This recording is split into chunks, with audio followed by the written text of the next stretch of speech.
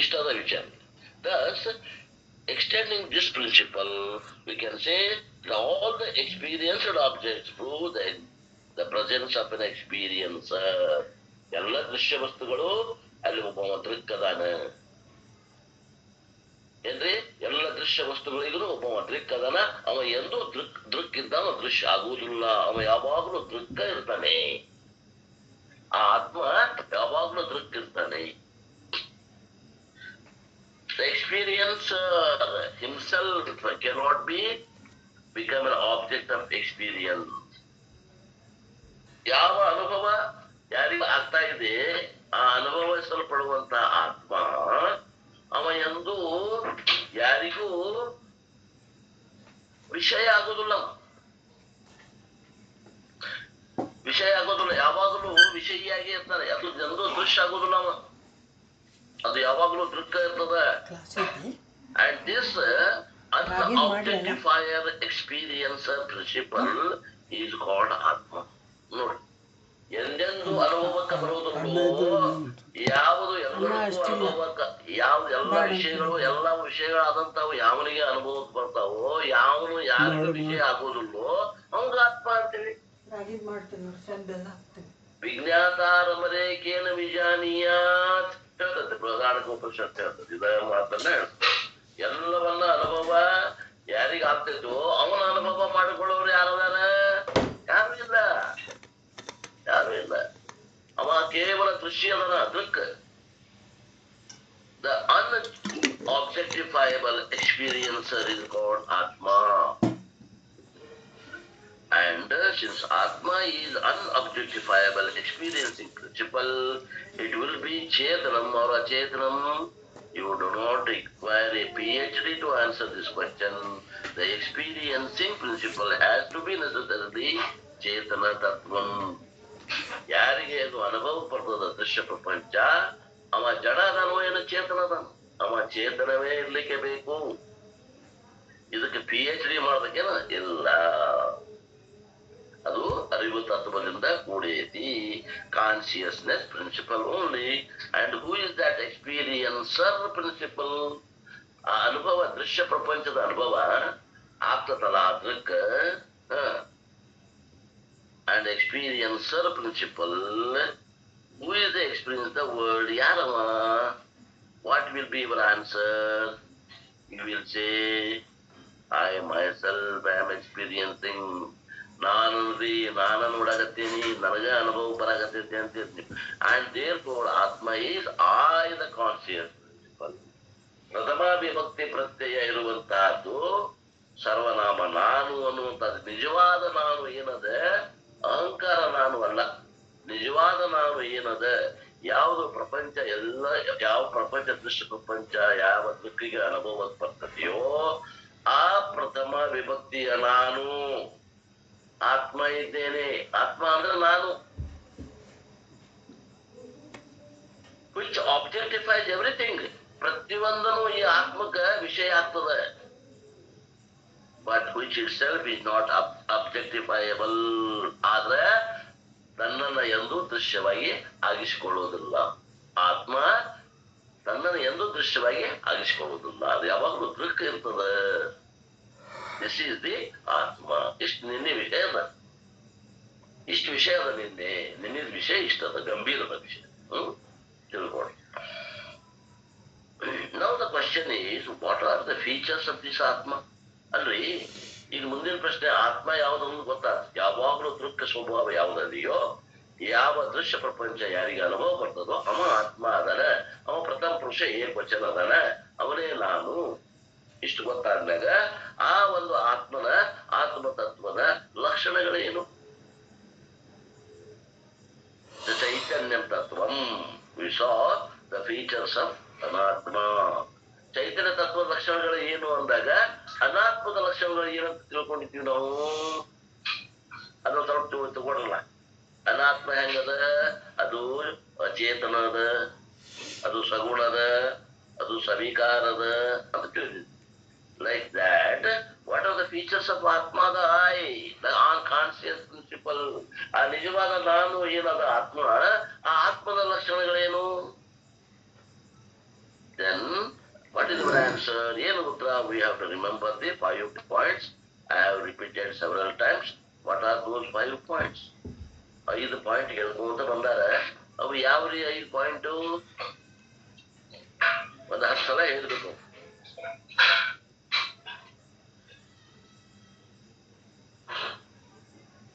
I, the observer, conscious principle, who objectifies the body and mind, that I am the conscious, I am not the part of the body, not the product of the body, not even the property of the body.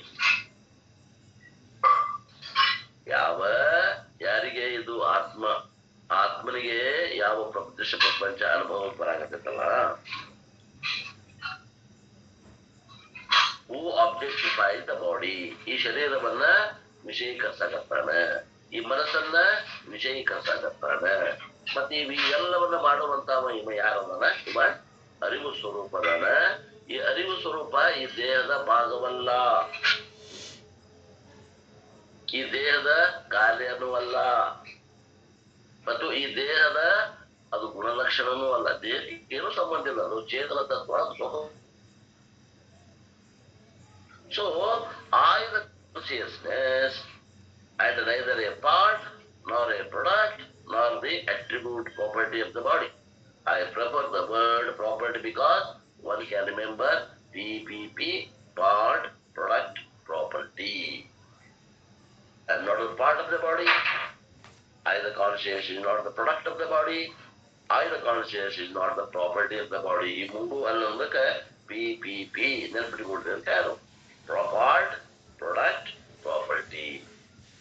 ಈ ಶರೀರಕ್ಕೆ ನಾನು ಪಾರ್ಟನೂ ಅಲ್ಲ, ನಾ ಅಂಗನೂ ಅಲ್ಲ, product ಅಲ್ಲ, ಕಾರ್ಯನೂ ಅಲ್ಲ, property ಅನ್ನು ಗುಣನೂ ಅಲ್ಲ. Then the second point I would like to remember is, I, the consciousness, am an independent entity.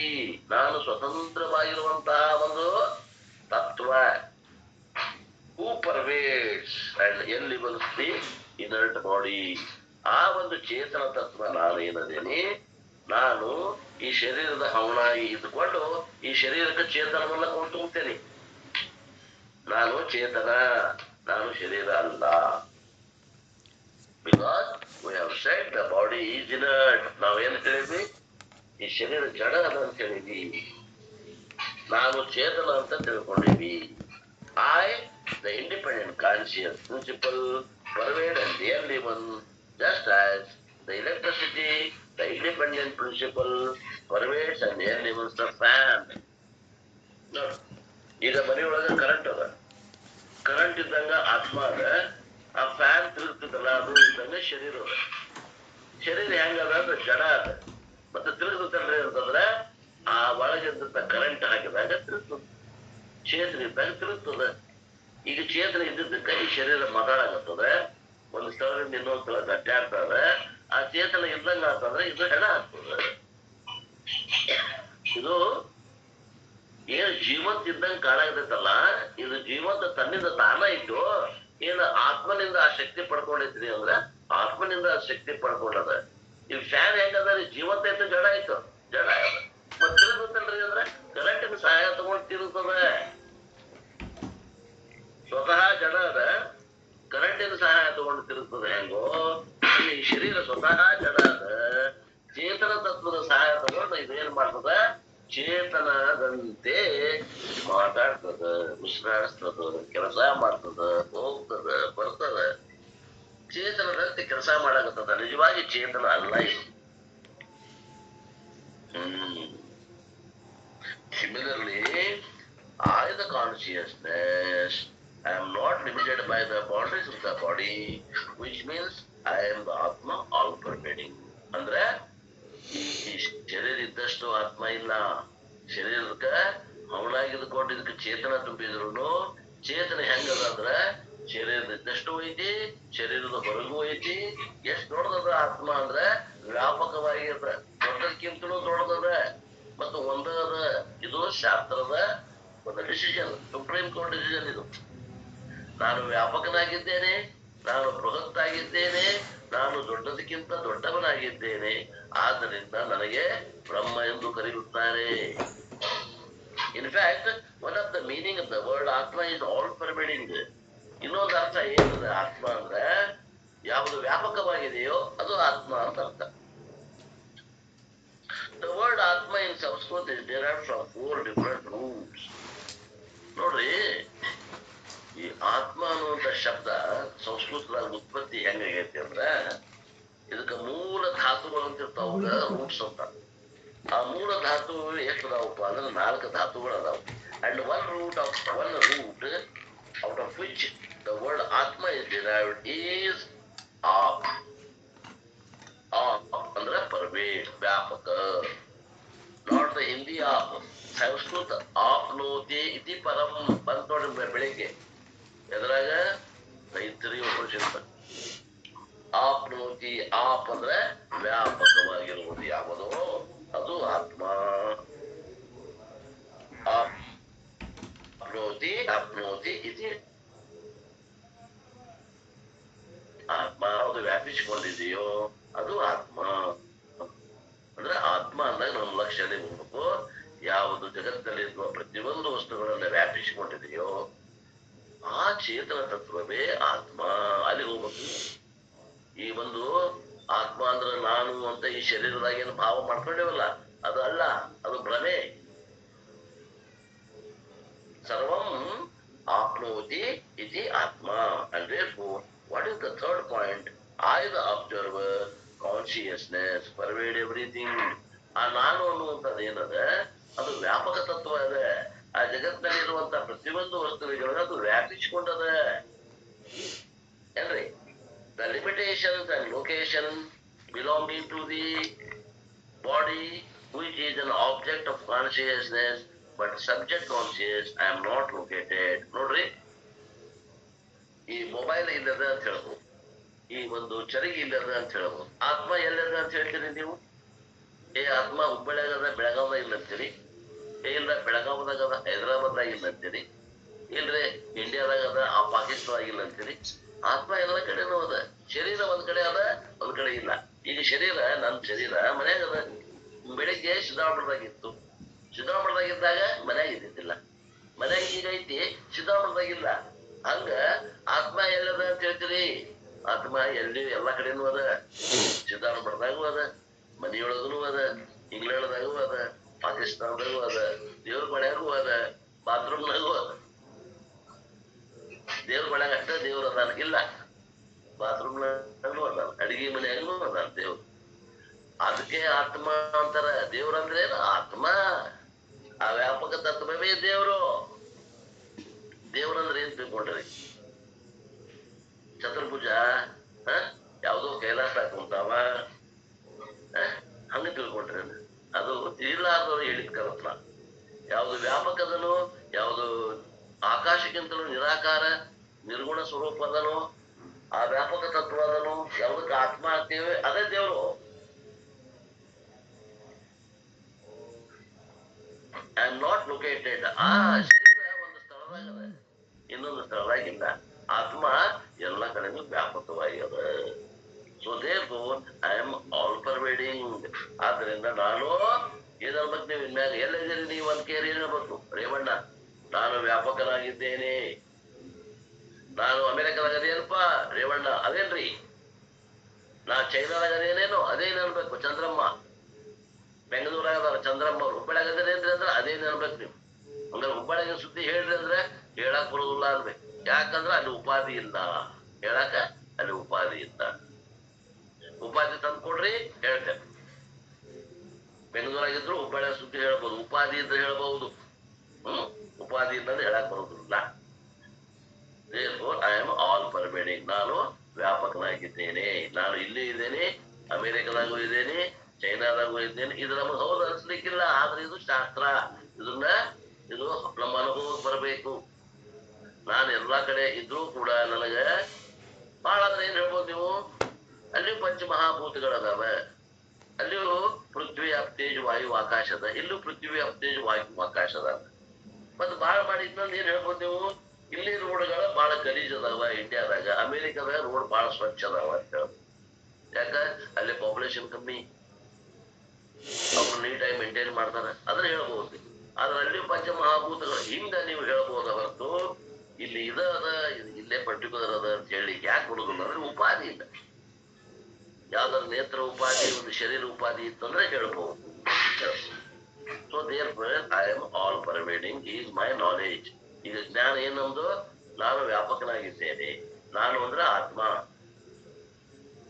Then what is the next point? ಮುಂದಿನ ಏನಪ್ಪ ವಿಚಾರ ಅಂತಂದ್ರೆ we had seen that I am the conscious principle will continue to exist even when the body, the manifesting medium collapses or dies. ನೋಡ್ರಿ, ಆ ವ್ಯಾಪಕ ತತ್ವ ಈ ಶರೀರ ಇದ್ದಾಗೂ ಅದ, ಈ ಶರೀರ ಸತ್ತು ಹೋದಾಗೂ ಅದ, ಬದಲಾವಣೆ ಆಗದ ಅದು. ಅದೆಲ್ಲರೂ ಬದಲಾವಣೆ ಆಗದೆ ಇರುವ ತತ್ವ. ಶರೀರ ಇದ್ದಾಗ ಶರೀರ ಕೂಡ ಹೊಂದ್ಕೊಂಡು ಜೀವಂತ ಅದ ಅನಿಸ್ತದ. ಶರೀರ ಇರದಾಗ್ಲೂ ಕೂಡ ಅದು ಹೆಂಗಿದ್ದ ಹಂಗ ಅದ, ಅದಕ್ಕೆ ಸಾವು ಆಗೋದಿಲ್ಲ. ಇದೇ ಮೋಕ್ಷಕ್ಕೆ ನಿಮ್ಗೆ ತಿಳುವಳಿಕೆ ಬರಬೇಕಾಗಿತ್ತು. ಶರೀರ ಇಲ್ಲಂದ್ರೂ ಕೂಡ ಆತ್ಮ ಹೆಂಗದ, ಈಗ ಹೆಂಗದನೋ ಹಂಗದ, ಎಂದೆಂದೂ ಬದಲಾವಣೆ ಆಗೋದಿಲ್ಲ. I will survive and therefore mortality is feature of the body but not me. ನೋಡ್ರಿ, ಸಾವು ಅನ್ನೋದು ಯಾರದ ಲಕ್ಷಣ? ಆತ್ಮಂದೋ ದೇಹದ್ದು? ಇದು ಆತ್ಮಂದಲ್ರಿ, ದೇಹದ ಲಕ್ಷಣ. ದೇಹ ಸಾಯ್ತದ, ಆತ್ಮ ಕಂಟಿನ್ಯೂ ಆಗ್ತದ, ಅದರಲ್ಲಿ ಬದಲಾವಣೆ ಅನ್ನೋದಿಲ್ಲ.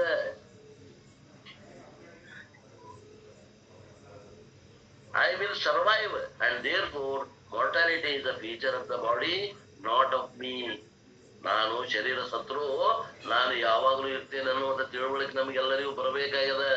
ಯಾಕ ಈಗ ನಾವು 1ನೇ ಅಧ್ಯಾಯದಾಗ ಇಲ್ರಿ, 13ನೇ ಅಧ್ಯಾಯಕ್ಕೆ ಬಂದೇವಿ. ಇನ್ನೊಂದು 5 ಅಧ್ಯಾಯಕ್ಕ ಮೋಕ್ಷ ನಮಗ ಅಂಗೈ ಒಳಗೆ ನಲ್ಲಿಕಾಯಿ ಆಗ್ಬೇಕು. ನಾವು ಇನ್ನೂ ಅದ ಹಳೆ ದ್ವಾಪಾರ ಯುಗದ ವಿಚಾರಗಳನ್ನ ಇಟ್ಕೊಂಡು ಕುಂತ್ರೆ ನಾನು ವ್ಯಾಪಕನಿದ್ದೇನೆ ಅನ್ನೋದು ಅನುಭವ ಆಗ್ಬೇಕು.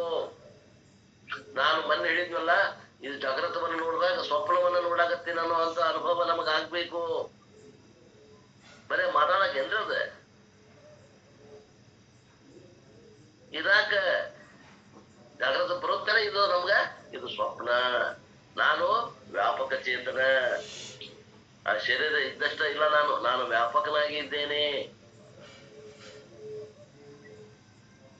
ಶರೀರಕ್ಕೆ ಸಾವದ, ನನಗೆ ಸಾವು ಇಲ್ಲ.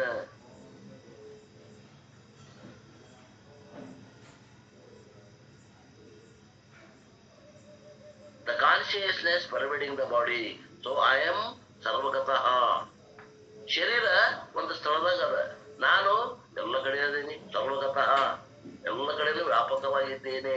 ಇದು ನಮ್ಮ ಅನುಭವ ಆಗ್ಬೇಕ್ರಿ, ಬರೀ ಬಾಯಿ ಮಾತಲ್ಲ, ಅನುಭವ. ಐ ಆಮ್ ನಿತ್ಯ. ಅಂದ್ರೆ ನಾನು ನಿತ್ಯನಾಗಿದ್ದೇನೆ. ಆತ್ಮ ಸರ್ವಗತಃ, ಆತ್ಮ ನಿತ್ಯ ಅಂದ್ರ ನಾನೇ ಸರ್ವಗತ ಇದ್ದೇನೆ, ನಾನೇ ನಿತ್ಯ ಇದ್ದೇನೆ. ಶರೀರ ಕೂಡ ಸಂಬಂಧ ಇಟ್ಕೊಂಡ್ರೆ ಹಾಕತ್ತೇನೆ ನಿತ್ಯ ಮತ್ತು ಸರ್ವಗತ ಆಗೋದಿಲ್ಲ. ಶರೀರ ಕೂಡ ಸಂಬಂಧ ಕಳ್ಕೊಂಡಾಗ ನಾನು ಹಿಂಗ, ಶರೀರ ಇದ್ದಾಗ ಕಳ್ಕೊಂಡ್ರೆ ಜೀವನ ಮುಕ್ತಿ ಅನಿಸ್ಕೊಳ್ತದ. ಶರೀರ ನೀವು ಅದಕ್ಕೆ ಅಡ್ಕೊಂಡಿದ್ರೆ ಅದಕ್ಕೆ ಏನಂತಾರೆ ಜೀವ ಅನಿಸ್ಕೊಳ್ತದ. ಅಡ್ಕೊಂಡಿರ್ಬೇಡ್ರಿ, ಅದಕ್ಕ ಅಸಂಗನಾಗಿ ಇರ್ರಿ, ಈಗ ಮುಕ್ತರದಿರಿ ಅಂತ ಹೇಳ್ತದ ಸರ್. ಅದು ಸತ್ತ ಮ್ಯಾಗನ ನಾವು ಮುಕ್ತರಾಗ ಬರ್ತೇನೆ. ಇದ್ದಾಗನ ಮುಕ್ತಿ ಆಗಲಾರದು, ಸತ್ತ ಮ್ಯಾಗ ಆಗ್ತದೇನೋ ಮುಕ್ತಿ. ಇದ್ದಾಗನ ಅಸಂಗನಾಗಿ ಅದೇನೆ ಅಂತ ತಿಳ್ಕೊಂಡ್ರೆ ಮುಕ್ತಿ ಆಗ್ತದೆ. And fifth and finally, we had seen that we have to remember this context. What is that? If the body medium dies, ಈ ಶರೀರ ಮಾಧ್ಯಮ ಅನ್ನುವಂಥದ್ದು ಹೋತು ಅಂದ್ರೆ, ಸತ್ತು ಅಂದ್ರೆ, ಮರಣ ಆಗ್ತಂದ್ರೆ, the consciousness will continue to survive. ನಾನು ಆತ್ಮನಾಗಿ ಹಾಗೆ ಮುಂದುವರಿದ್ದೇನೆ. But that I will not be available for transaction. ಆ ಆತ್ಮ ವ್ಯವಹಾರಕ್ಕೆ ಸಿಗುವುದಿಲ್ಲ. ಏನ್ರಿ, ವ್ಯವಹಾರಕ್ಕೆ ಸಿಗ್ತಿತ್ತಂದ್ರೆ ನಮಗೆ ಮರಳಾಗಿದ್ದಾಗ ಗೊತ್ತಾಗ್ತಿದ್ದಿಲ್ಲ. ಏನ್ರಿ, ವ್ಯವಹಾರಕ್ಕೆ ಸಿಗ್ತಿತ್ತಂದ್ರೆ ಮರಣ ಆಗುದು ವ್ಯವಹಾರಕ್ಕೆ ಸಿಗುದಿಲ್ಲ ಅಂತ ತಿಳ್ಕೊಂಡು ನಾವು ಚಿಂತೆ ಮಾಡಾಕತ್ತೇವೆ. ಮರಣ ಆಕತ್ತೆ ಅಂತ ಚಿಂತೆ ಮಾಡಾಕತ್ತಿಲ್ಲ, ವ್ಯವಹಾರ ಸಿಗುದಿಲ್ಲ ಅಂತ ಚಿಂತೆ ಮಾಡಾಕತ್ತೀವಿ, ಮರಣಕ್ಕೆ ಭಯ ಆಗ್ಯದ ಅಂತಾರವರು. I will not be available for transaction. ನಾನು ವ್ಯವಹಾರಕ್ಕೆ ಸಿಗುದಿಲ್ಲ. ಯಾಕ? ನಾ ಇಲ್ಲ ಅಂತ ವ್ಯವಹಾರಕ್ಕೆ ಸಿಗುದಿಲ್ಲ ಅಲ್ಲ, ನಾ ಅದೇನಿ. ನಾ ಇದ್ದಾಗ ಕೂಡ I am absent, but because of the medium of transaction is not there. ನಾ ಅದೇನಿ, ನನಗೆ ವ್ಯವಹಾರ ಮಾಡ್ಲಿಕ್ಕೆ ಬೇಕಾದಂತ ಒಂದು ಮಾಧ್ಯಮ ಇಲ್ಲ. ಯಾವಾಗ ಈ ಶರೀರದ ಕನೆಕ್ಷನ್ ತಪ್ಪಿದಾಗ ಮಾಧ್ಯಮ ಇದ್ದಂಗ. It is exactly as it happens in deep sleep state. ನಮಗ ಗಾಢ ನಿದ್ರೆ ಅವಸ್ಥೆ ಒಳಗ ಶರೀರದ ಕೂಡ ಕನೆಕ್ಷನ್ ಇರ್ತೈತವೆ, ಹೋಗಿರ್ತೈತ್ರಿ. ಸ್ಥೂಲ ಶರೀರ ಆಗ್ಲಿ ಸೂಕ್ಷ್ಮ ಶರೀರಕ್ಕಾಗ್ಲಿ ಕನೆಕ್ಷನ್ ತಪ್ಪದ. ನಾನು ನಿಮಗೆ ಹೇಳೇನಿ ಎಷ್ಟೋ ಸಲ. ಯಾರಿಗೆ ನಿಮಗ ಈ ಡ್ರೈವಿಂಗ್ ಬರ್ತದ, ಕಾರ್ ಡ್ರೈವಿಂಗ್, ಅಲ್ಲಿ ಒಂದು ಕ್ಲಚ್ ಅಂತ ಇರ್ತದ, ಎಂಜಿನ್ ಅಂತ ಇರ್ತದ. ಆ ಎಂಜಿನ್ಗೆ ಆ ಕ್ಲಚ್ ಒತ್ತಿದ್ರಂದ್ರೆ ಇಂಜಿನ್ ಕೂಡ ಅದು ಸಪ್ರೇಟ್ ಆಗಿಬಿಡ್ತದ. ಕ್ಲಚ್ ಬಿಟ್ರಂದ್ರೆ ಅದು ಇಂಜಿನ್ ಬಂದು ಅದಕ್ಕೆ ಕೂಡ್ಕೊಳ್ತದ. ಶರೀರಕ್ಕೆ ಕೂಡ್ಕೊಂತು ಅಂದ್ರೆ ಜಾಗ್ರತ ಸ್ವಪ್ನ ಸುಶಕ್ತಿ ಚಾಲು ಆಗ್ತಕ್ಕ. ಶರೀರದ ಬಿಡ್ತಪ್ಪ ಅಂತಂದ್ರೆ ಯಾವ ಜಾಗ್ರತನೂ ಇಲ್ಲ, ಯಾವ ಸ್ವಪ್ನ ಇಲ್ಲ, ಯಾವ ಸುಶಕ್ತಿನೂ ಇಲ್ಲ, ಅಸಂಗನಾಗಿ ಅದ. ಅದು ಸುಶಕ್ತಿ ಅವಸ್ಥೆ ಒಳಗ ಯಾವ ಶರೀರಕ್ಕೂ ಅಂಟುಕೊಳ್ಳೋದನ್ನ ಐತಿ, ಆನಂದ ಅದ.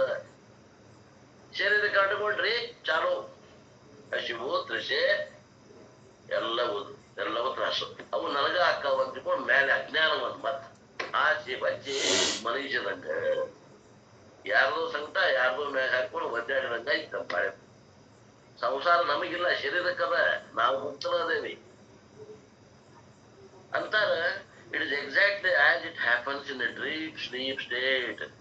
The body is not functioning. ಗಾಢ ನಿದ್ರೆ ಅವಸ್ಥೆ ಒಳಗ ಶರೀರ ಏನು ಕೆಲಸ ಮಾಡೋದಲ್ಲ.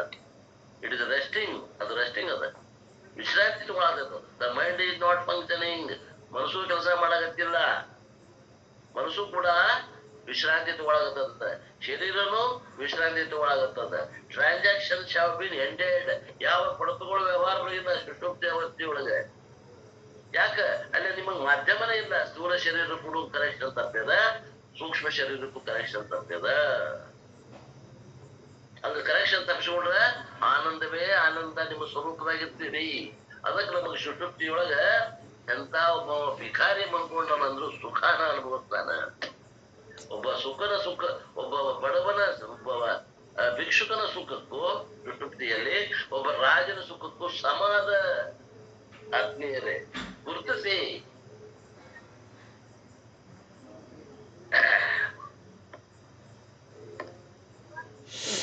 Transactions have ended. I don't know what ended ಅಂತಾರ ಪೂರ್ತಿ. ನೋಡು, ನನಗ ಸುಷುಪ್ತಿ ಅವಸ್ಥೆ ಒಳಗ ಶರೀರ ಕೂಡ ತಪ್ಪಿದ. ಸ್ಥೂಲ ಶರೀರ ಮತ್ತು ಸೂಕ್ಷ್ಮ ಶರೀರ ಎರಡೂ ಶರೀರ ಕೂಡ ನನ್ನ ಕನೆಕ್ಷನ್ ಕ್ಲಚ್ ಒತ್ತಿದಾಗ ಇಂಜಿನಿಗೆ ಕನೆಕ್ಷನ್ ಬಂದಿಲ್ಲ. ಕ್ಲಚ್ ಬಿಟ್ಟು ಗಾಡಿ ಓಡ್ತದ. ಅಂದ್ರೆ ಏನರ್ಥ ಅಂತಂದ್ರ ಸುಷುಪ್ತಿ ಅವಸ್ಥೆ ಒಳಗ ಏನು ಕೊನೆ ಆಗೈತಿ ಅಂದ್ರೆ ವ್ಯವಹಾರದ ಕೊನೆ ಆಗಿಲ್ಲ, ನನ್ನ ಕೊನೆ ಆಗಿಲ್ಲ. ನಾ ಅದೇನಿ ಹೆಂಗಿದ್ದೇವ ಹಂಗದೇನಿ. ಯಾವ್ಯಾವ ಬದಲಾವಣೆ ಆಗವಲ್ಲ. ನಾನು ಅನ್ನುವಂತ ನಿಜವಾದ ಆತ್ಮ ಸ್ವರೂಪ ಎಂದೆಂದೂ ಬದಲಾವಣೆ ಆಗುದಿಲ್ಲ. ಏನ್ರಿ, 3ನೇ ಮಹಾಯುದ್ಧ ಆದರೂ ಬದಲಾವಣೆ ಆಗುದಿಲ್ರಿ, ತಿಳ್ಕೊಳ್ರಿ. ಅಟಮ್ ಬಾಂಬ್ ಬಿದ್ದ ಯಾರೋ ಇಸಾಗ ಅದಂತೂ ವಾರಂತೂ ಬಂದ್ ಆತ್ ಬಿಡ್ರಿ. 3ನೇ ಮಹಾಯುದ್ಧ ಏನೋ ಅಂತಿದ್ರು, ಅದು ಕೂಡ ಬಂದ್ ಆತು. ಒಂದ್ ವೇಳೆ ಯುದ್ಧ ಆಗಿ ಎಲ್ಲ ನಾಶ ಆದ್ರೂ ಕೂಡ ಆತ್ಮ ನಾಶಕತೆ ಏನ್ರಿ ಅಂತಂದ್ರೆ ಆಗುದಿಲ್ಲ. ಹೆದರುವಂತ ಅವಶ್ಯಕತೆ ಇಲ್ಲ. ಜ್ಞಾನ ಪಕ್ಕ ಆದ್ರೆ. ಇನ್ನು ಅರ್ಧಂಬರ್ಧ ಆದ್ರೆ ನಾವದನ್ನ ಹೇಳೋದಿಲ್ಲ, ಅಂತ ಸುದ್ದಿ ನಾವು ಮಾತಾಡೋದಿಲ್ಲ. ಏನಂತಾರ್ರಿ, ಶರೀರಗಳು ಇಲ್ಲದ ಇದ್ದಾಗ ವ್ಯವಹಾರ ಇಲ್ದಂಗ ಆತ ಹೊರತು ನೀ ಇಲ್ಲಂತಿಲ್ಲ. While sleeping, whether the transactions are ending or I am ending. ಗಾಢ ನಿದ್ರೆಯೊಳಗ ನನ್ನ ವ್ಯವಹಾರ ಇಲ್ದಂಗ ಅದು ಏನು ನಾನ ಇಲ್ದಂಗ ನೀವು ವಿಚಾರ ಮಾಡ್ರಿ ಅಂತಾರ. Question mark. Thank god. ಆ ಪರಮಾತ್ಮನ ಒಂದು ಅಭಿನಂದನೆ ಸಲ್ಲಿಸ್ರಿ. ಏನಂತಾರ? Only the transactions R ending and not I am ending. ನನ್ನ ಕೊನೆ ಇಲ್ಲ, ನನ್ನ ವ್ಯವಹಾರ ಕೊನೆ ಆಗಿದೆ. The transaction, the transactor continue to survive. ಏನದಾನಲ್ಲ ಆತ್ಮ ಅವ ಹೆಂಗಿದ್ನೋ ವ್ಯವಹಾರ ಇದ್ದಾಗ ಹಂಗ ಮುಂದುವರಿತಾನ, ಏನೇನು ಬದಲಾವಣೆ ಆಗೋದಿಲ್ಲ.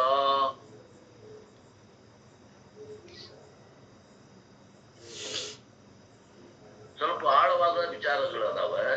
ನಮ್ಮ ಹಳೆ ವಿಚಾರಗಳನ್ನ ಬಿಟ್ಟಾಗ ಈ ಹೊಸ ವಿಚಾರಗಳ ಒಳಗ ನಮ್ಮ ಬುದ್ಧಿ ಒಳಗ ಪ್ರವೇಶ ಆಗ್ತಾವ. ಅವನ ಗಟ್ಟಿ ಹಿಡ್ಕೊಂಡು ಕೂತ್ಕೊಂಡ್ರೆ ಇವೇನು ಹೋಗ್ತಾವ, ಒಳಗ್ ಹೋಗುದಿಲ್ಲ. ಒಂದು ಬಾವಿ ಒಳಗ ನಾವು ಕೊಡ ತುಂಬಬೇಕು, ನೀರ್ ತುಂಬಬೇಕಂದ್ರ ಆ ಒಳಗಿನ ಹವಾ ಬಿಡು ಬಿಡು ಬಿಡು ಬಿಡು ಹಾಗೆ ಆ ಶಬ್ದ ಬಂದು ಹೋಗ್ಬೇಕದ, ಅವಾಗನ ನೀರ್ ಒಳಗ್ ಪ್ರವೇಶ ಆಗ್ತದ. ಹಂಗ ನಮಗೆ ಈ ವಿಷಯ ಜ್ಞಾನ ಆಗ್ಬೇಕಂದ್ರ ನಮ್ಮ ಹಳೆ ಪ್ರಮಾತ್ಮಕವಾದ ಜ್ಞಾನ ಅದಲ್ಲ ಅದು ಅಷ್ಟು ಕೊಚ್ಚಿ ಹೋಗ್ಬೇಕದು. ಜ್ಞಾನ ಅನ್ನುವಂತ ಸುರಿಮಳೆಗೆ ಅವೆಲ್ಲ ಹಳೆ ವಿಚಾರಗಳೆಲ್ಲ ಕೊಚ್ಚಿ ಹೋಗ್ಬೇಕು. ಅವಾಗ ಈ ಹೊಸ ವಿಚಾರಗಳು ನಮಗ್ ಹೊಳಿತಾವ. ಅವಾಗ ಮೋಕ್ಷ ಅಂಗೈಯೊಳಗೆ ನಲ್ಲಿಕಾಯಿ ಆಗ್ತದ. ಹಂಗ ಆಗೋದಿಲ್ರಿ.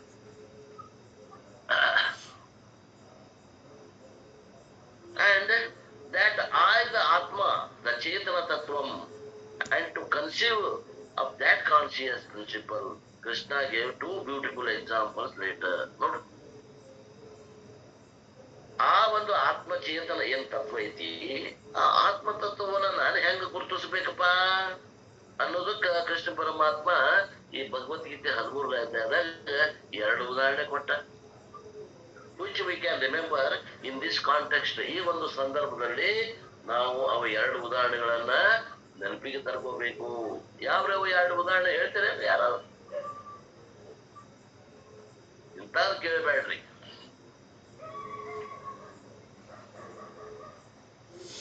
ನೀವ ಹೇಳ್ರಿ.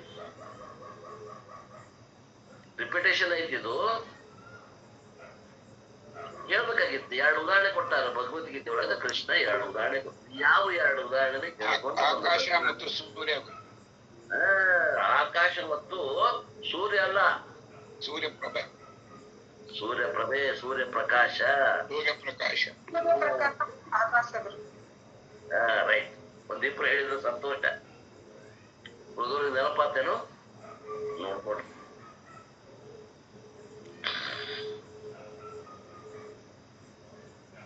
Krishna gave 2 beautiful examples later, which we can remember in this context. What are those 2 examples? When the consciousness is comparable to Akasha, the space principle, and it is comparable to Prakasha Tattvam of the sun. One is Akasha, second is Prakasha.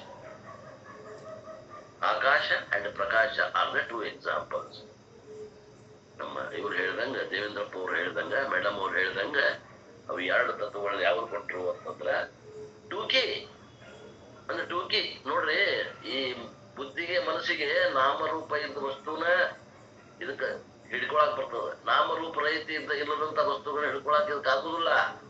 ಅದಕ್ಕೆ ಒಂದು ಟೂಕಿಯಿಂದ ಆಕಾಶಕ್ಕೆ ಉದಾಹರಣೆ ಕೊಡ್ತಾರ. ಅಂತ ಆಕಾಶನ ಆತ್ಮ ಅಲ್ಲಿ, ಮತ್ತೆ ಆತ್ಮನಿಗೂ ಆಕಾಶಕ್ಕೂ ಹಲವಾರು ವ್ಯತ್ಯಾಸಗಳದಾವು. ಸಮೀಪದ ಉದಾಹರಣೆ ನಿಮಗೆ ಬೇಕಂದ್ರ ಮತ್ ನಾಳೆ ಆಕಾಶನ ದೇವರಂತ ಕುಂಡ್ರಬೇಡ್ರಿ, ಸೂರ್ಯ ಪ್ರಕಾಶನ ದೇವರಂತ ಕುಂಡ್ರಬೇಡ್ರಿ. ಅದು ಒಂದು ತಪ್ಪಾಗ್ತದೇನು. ಇವತ್ತಿನ ಕಾಲದಾಗ ಈ ಮಂದಿ ಸ್ಥೂಲ ಬುದ್ಧಿ ಉಳ್ಳವರಿಗೆ ಯಾವ್ದೋ ಒಂದು ಮೂರ್ತಿ ಮಾಡಿ ದೇವ್ರಂತ ಕುಂಡ್ರಿಸ್ಬಿಟ್ರು. ಈಗ ಮಂದಿ ಅದನ್ನ ದೇವ್ರಂತ ಕುಂಡ್ಬಿಟ್ರು. ಹಂಗಾಗಬಾರ್ದು.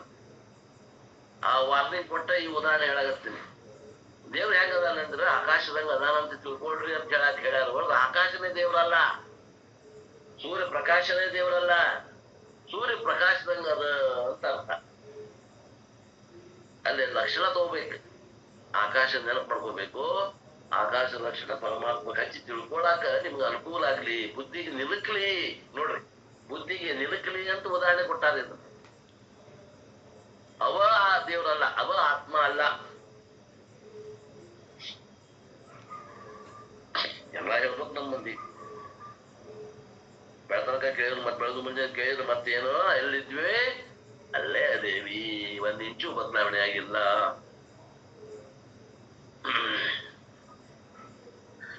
And that means what? ಹಂಗಂದ್ರೆ ಏನು? If you want to conceive the consciousness, we have to see the features of these 2 examples.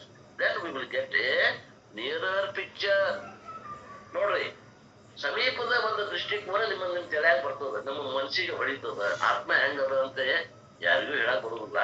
ಸಮೀಪದ ಒಂದು ಅನುಭವ ಹೇಳ್ರಿ ಅಂದ್ರೆ ಆಕಾಶದಂತೆ, ಸೂರ್ಯ ಪ್ರಕಾಶದಂತೆ ಅಂತ ಹೇಳಬಹುದು. And what are the features of these to?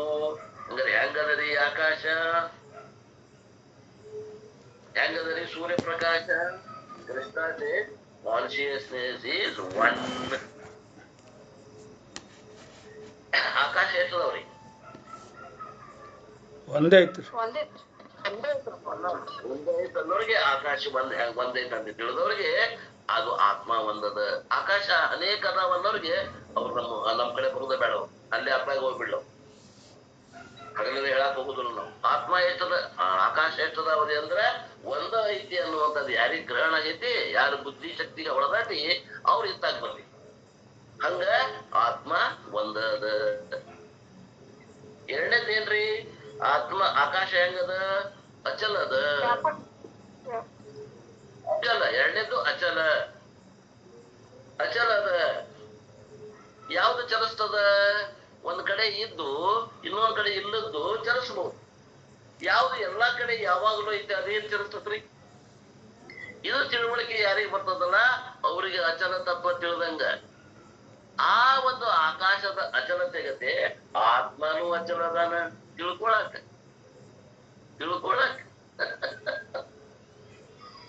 ಎರಡನೇ ಲಕ್ಷಣ. Akash cannot move from one place to another place. ಆಕಾಶ ಒಂದು ಸ್ಥಳದಿಂದ ಇನ್ನೊಂದು ಸ್ಥಳಕ್ಕ ಚಲಿಸುವುದಿಲ್ಲ. ಅದೇ ರೀತಿ ಆತ್ಮನು ಕೂಡ ಒಂದು ದೇಶದಿಂದ ಇನ್ನೊಂದು ದೇಶಕ್ಕ, ಒಂದು ಸ್ಥಳದಿಂದ ಇನ್ನೊಂದು ಸ್ಥಳಕ್ಕ ಚಲಿಸುವುದಿಲ್ಲ. ಎವ್ರಿಥಿಂಗ್ ಮೂವ್ಸ್ ಇನ್ ಆಕಾಶ. ನೋಡ್ರಿ, ಆಕಾಶ ಬಿಟ್ಟು ಉಳಿದ ಭೂತಗಳು ಇರದಾವಲ್ಲ ಅವು ಆಕಾಶದಲ್ಲಿ ಚಲಿಸ್ತಾವ. ಅವಕಾಶ ಕೊಟ್ಟಿದ್ದು ಆಕಾಶ. But akash itself doesn't move. ಆಕಾಶ ಎಂದೆಂದು ಅದು ಚಲನವಲನ ಮಾಡುದು ಅಚಲದ. ಅದೇ ಈ ಆತ್ಮ ಅಚಲದ. Suppose this hall akash moves. ವಿಚಾರ ಮಾಡ್ರಿ, ಇದೊಂದು ಕೋಣೆ ಅದ, ಈ ಕೋಣೆಗಿನ ಆಕಾಶ ಚಲಿಸ್ತದ ಅಂತ ತಿಳ್ಕೊಳ್ರಿ, ನೆನಪಿಸ್ಕೊಳ್ರಿ. ಏನಂದ ವಿಚಾರ ಮಾಡ್ರಿ, ಊಹಾ ಮಾಡ್ರಿ. ಈ ಒಂದು ಕೋಣೆ ಒಳಗಿನ ಆಕಾಶ ಚಲಿಸ್ತದ ಅಂತ ಊಹಾ ಮಾಡ್ರಿ. What will happen? ಏನಾಗ್ತದ? ನಾವೆಲ್ಲ ಹಾರಾಡ್ಬೇಕಾಗ್ತದ. ಆಕಾಶದಾಗ ಕುಂತವ್ರು ನಾವೆಲ್ಲ ಹಾರಾಡ್ಬೇಕಾಗ್ತದ. Will be start flying. Similarly, Surya Prakash also, even this Prakasha in the hall, the light doesn't move. ಈ ಸೂರ್ಯ ಪ್ರಕಾಶ ಏನದ ಈ ಹಾಲ್ನೊಳಗ ಅದು ಕೂಡ ಚಲಿಸುವುದಿಲ್ಲ. ಚಲಿಸಿದಂಗ ಆಗ್ತದ, ಅದು ಭ್ರಮ, ಅದು ಕೂಡ ಚಲಿಸುವುದಿಲ್ಲ. Light doesn't move. My hand moves in the light. ಏನು ಉಪಾಧಿ ಏನದಾವ ಚಲಿಸ್ತಾವ. ನಮ್ಮ ಅಂಗೈ ಚಲಿಸ್ತದ ನೋಡಿ. ಅಂಗೈ ಚಲಿಸಿದ ಕೂಡ ಅಂಗೈ ಕೂಡ ಬಿಳೆ ಭಾಗ ಚಲಿಸಿದಂಗ ಆಗತ್ತಲ್ಲ, ಅವಾಗ ನಾವೇನಂತೀವಿ? ಅಂಗೈ ಚಲಿಸಿದ ತದಂಗಿಲ್ಲ ನಾವು. ಲೈಟ್ ಅದ, ಸೂರ್ಯನ ಪ್ರಕಾಶ ಅದು ಚಲಿಸಾಗತ್ತದ ಅಂತೀವಿ.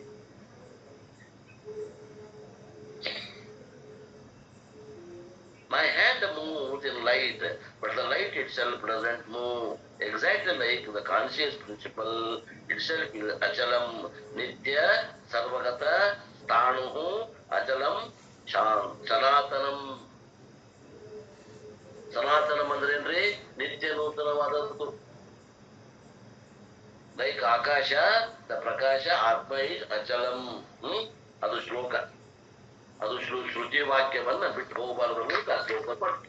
ಅಂದ್ರೆ ಆತ್ಮನ ಹೆಂಗದಾನಂದ್ರೆ ಆಕಾಶದಂತೆ ಅಚಲದಾನ. ಮೂರನೇದು ಏನ್ ಹೇಳ್ದರಿ ತತ್ವ? ದ ನೆಕ್ಸ್ಟ್ ಫೀಚರ್ ಈಸ್ ಅಖಂಡ. The space is indivisible. ನೋಡ್ರಿ, ಆಕಾಶವನ್ನ ಇದು ಕರ್ನಾಟಕದ ಆಕಾಶ, ಇದು ಮಹಾರಾಷ್ಟ್ರದ ಆಕಾಶ, ಈ ಕಡೆ ಹೋದ್ರೆ ಇದು ಆಂಧ್ರದ ಆಕಾಶ. ಹಿಂಗೇನ ಮಾಡಕ್ ಬರ್ತೈತೇನ್ರಿ? ಬರಂಗಿಲ್ಲ. ಆಕಾಶದಾಗ ಭಾಗ ಮಾಡಕ್ ಬರಂಗಿಲ್ಲ. ಅಖಂಡದ. ಅದು ಹೆಂಗ ಅಖಂಡದನೋ? ಸ್ಪೇಸ್ ಈಸ್ ಇಂಡಿವಿಜಿಬಲ್, ಆತ್ಮ ಈಸ್ ಇಂಡಿವಿಜಿಬಲ್. ಆತ್ಮನು ಕೂಡ ಖಂಡ ಮಾಡಕ್ ಬರಂಗಿಲ್ಲ, ಅಖಂಡದನು. You cannot divide space. The earth can be divided, water can be divided. ನೋಡಿ ಭೂಮಿನ ಭಾಗ ಮಾಡ್ಕೋಬಹುದು. ಇಬ್ಬರದಾರ 30-40 ಸೈಟ್ ಐತಂದ್ರೆ ಇಬ್ರು ಡಿವೈಡ್ ಮಾಡ್ಕೋಬಹುದು. 2 ಎಕರೆ ಹೊಲ ಐತಂದ್ರೆ ಇಬ್ರು ಅದಾರಪ್ಪ ಅಂದ್ರೆ 1 ಎಕರೆ ನೀ ತಗೋ, 1 ಎಕರೆ ನಾ ತಗೋ. ಆಕಾಶ ಐತ್ರಿಪ್ಪ, ಒಡಕೋರಿಂದ ಬರ್ತಂತೆ ಹೊಡ್ಯಾಕ ಬರೋದಿಲ್ಲ. It is individual. ಖಂಡ ಮಾಡ್ಲಿಕ್ಕೆ ಬರಂಗಿಲ್ಲ, ತುಣುಕ್ ಮಾಡ್ಲಿಕ್ಕೆ ಬರಂಗಿಲ್ಲ. ಯಾವ ಶಬ್ದ ಹುಡುಕ್ಬೇಕ್ರಿ ನಿಮಗೆ ಹೇಳಾಕ? ಅಖಂಡ ಅಂದ್ರೇನು? ತುಣುಕು ಮಾಡಕ್ ಬರಂಗಿಲ್ಲ, ಪೀಸ್ ಮಾಡಕ್ ಬರೋದಿಲ್ಲ. ಆತ್ಮ ಅಖಂಡದ ಒಂದದ. Earth can be divided, water can be divided. We have quarrels between Karnataka and Tamil Nadu, but in space it cannot be divided. ನೋಡ್ರಿ, ನಮಗ ನೀರಿನ ಸಲುವಾಗಿ ಕರ್ನಾಟಕಕ್ಕೂ ತಮಿಳುನಾಡಿಗೂ ಜಗಳ. ಕಾವೇರಿ ವಾಟರ್ ಜಗಳ ಅದ. ನೀರಿಗಾಗಿ ಜಗಳ ಮಾಡ್ತೇವಿ, ಭೂಮಿಗಾಗಿ ಹೊಡೆದಾಡ್ತೇವಿ. ಆಕಾಶಕ್ಕೆ ಹೊಡೆದಾಡಿದವ್ರು ಯಾರು ಕಂಡಿರೇನು? ಇಲ್ಲ. ಇನ್ನು ಆಕಾಶಕ್ಕೆ ಹೊಡೆದವ್ರು ಕಂಡಿಲ್ಲ ಅಂದ್ರ ಆತ್ಮನಿಗಾಗಿ ಹೊಡೆದಾಡೋರು ಕಂಡಿರೇನು? ಒಂದದ ಆತ್ಮ, ಅದು ವ್ಯಾಪಕದ. ಅದೇ ನಮ್ಮೆಲ್ಲರ ಸ್ವರೂಪದ. ತಿಳಿದ್ರೆ ಯಾವುದು ಗದ್ದ ಇಲ್ಲ. ತಿಳ್ಕೊಳಕ ಬುದ್ಧಿ ಬೇಕು. ಬುದ್ಧಿ ಇಲ್ಲದ ತಿಳ್ಕೊಳಕ್ ಆಗೋದಿಲ್ಲ. ರೊಕ್ಕ ಕೊಟ್ಟು ತಿಳ್ಕೊತೀನಿ, ಆಗೋದಿಲ್ಲ. ಇಲ್ಲಿ ಶ್ರೀಮಂತಿಗಿರಿ ಯಾವ್ದು ಬೇಕಾದ್ರೆ ವಿವೇಕ ಶ್ರೀಮಂತಿಗಿರಿ ಬೇಕು.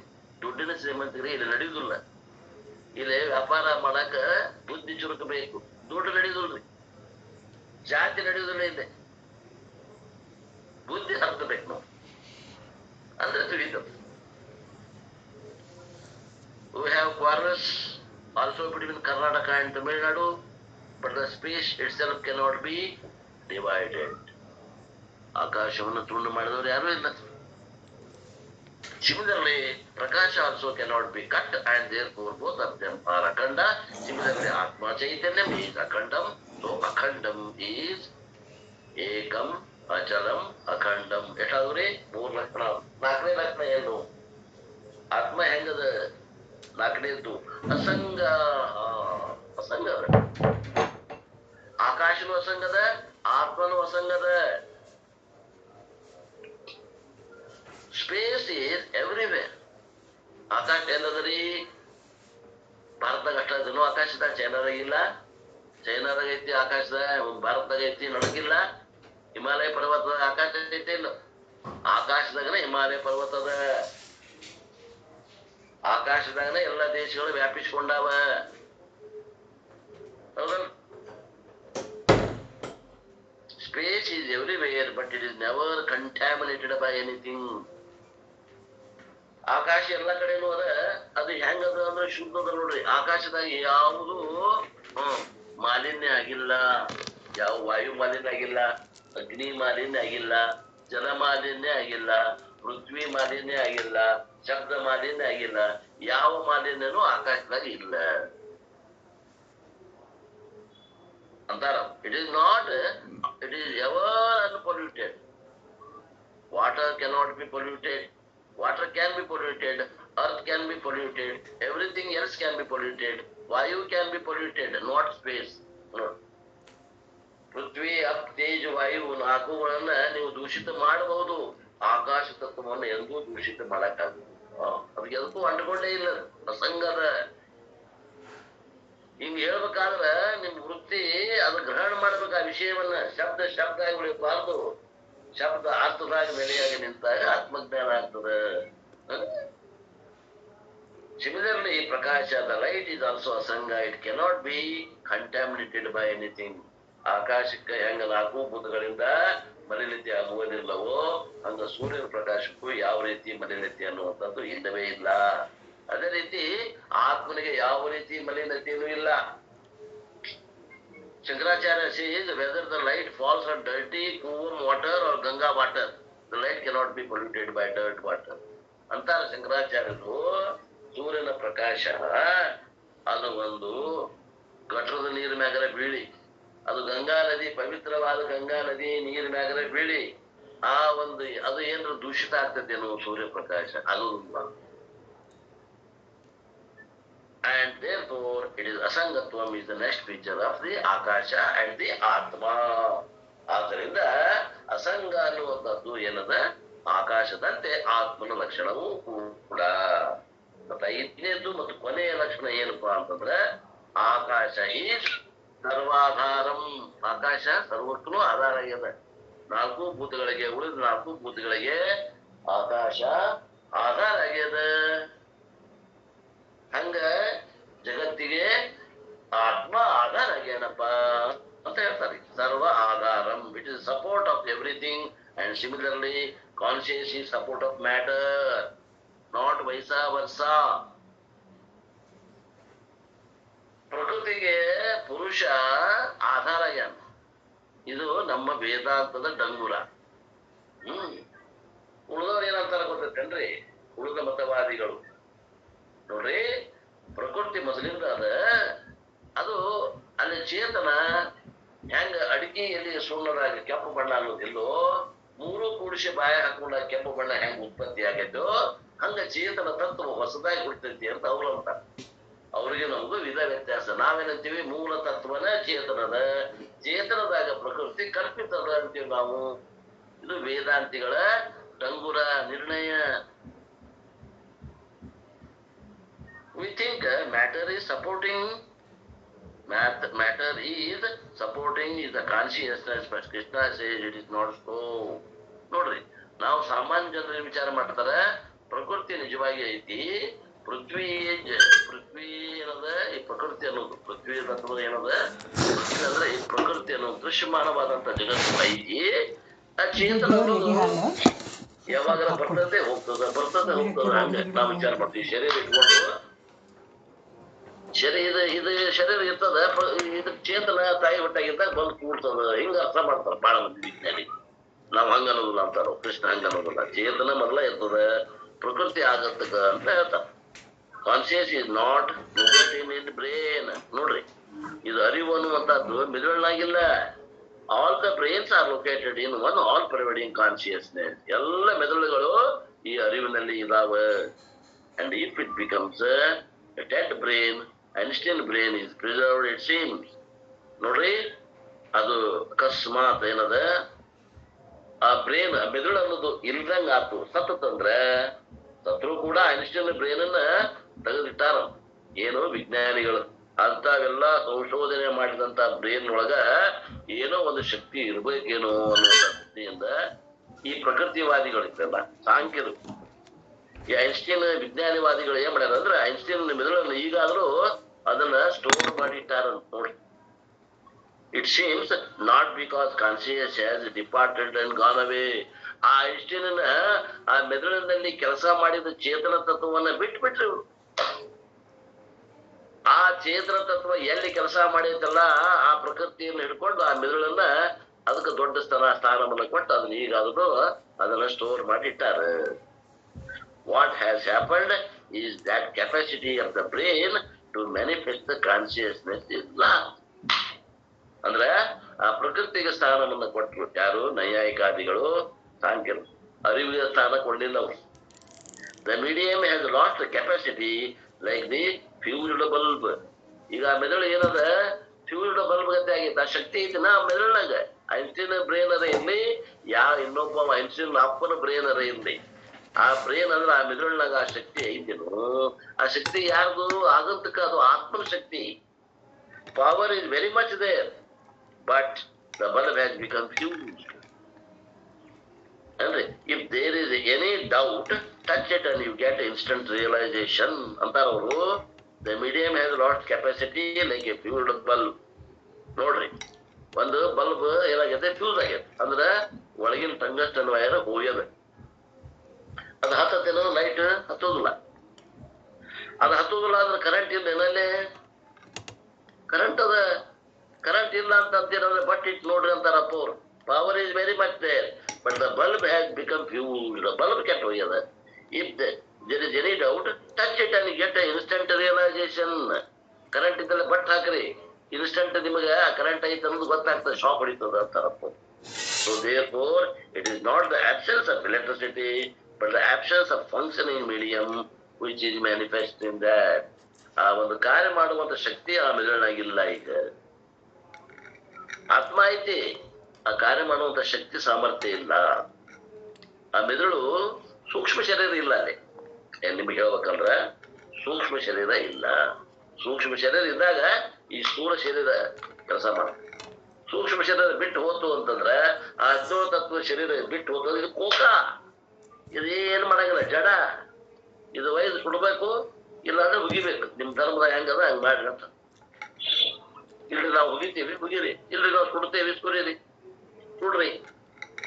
ಈ ಸ್ಥೂಲ ಶರೀರ ಇದು ಯಾವಾಗ್ಲೂ ಈಗೂ ಕೋಕಾನ. ಈ ಸ್ಥೂಲ ಸೂಕ್ಷ್ಮ ಶರೀರ ಇದ್ರಾಗ ಹೋದಾಗ್ಲೂ ಇದು ಕೋಕಾನ.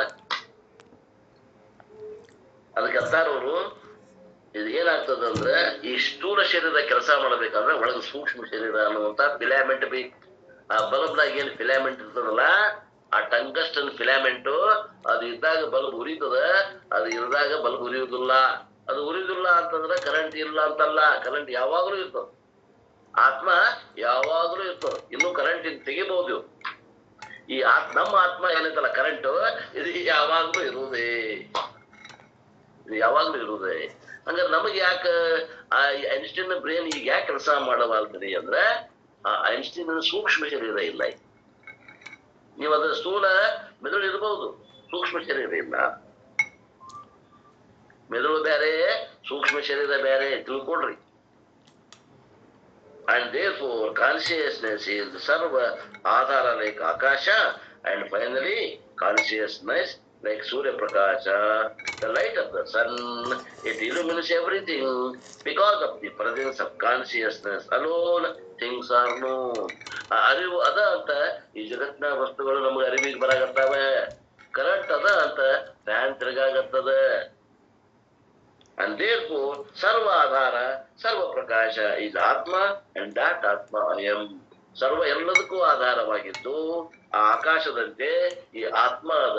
ಈ ಆತ್ಮ ಯಾರು?